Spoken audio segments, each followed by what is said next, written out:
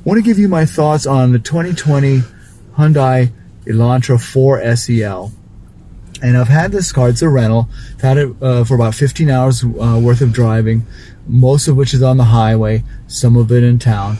And it's a 4-cylinder, just under 150 horsepower.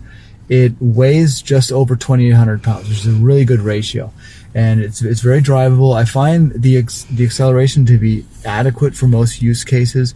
In my case, I had a 996 for quite a while. I was spoiled, so I would like a little more acceleration, but I think, again, for more use cases, this is fine.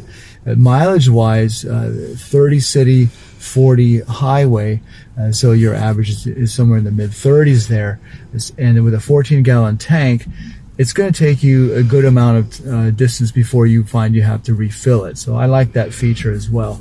Overall, I think it's a good car, especially with the weight. And if you look, at just over 2,800 pounds, you'd expect it to be much smaller. But if you look through the cabin here, it's actually quite roomy. So you can fit a lot of stuff in here.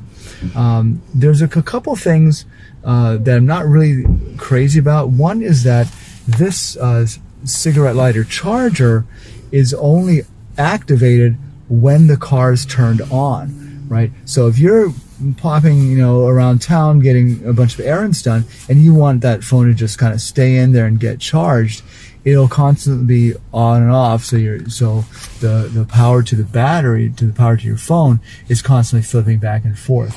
The other thing I want to show you is when we turn the engine off on this panel here, right, you get this superfluous warning that you could actually ignore. It's battery related, and it'll say something like something about a battery discharge, but there's nothing wrong with the battery. I mean, this is a rental car.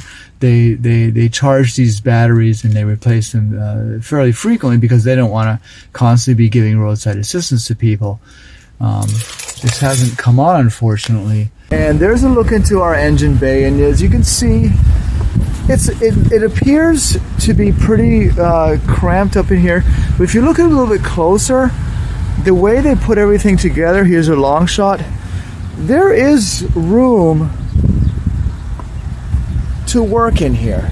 So I don't foresee DIY projects on this car to be particularly cumbersome.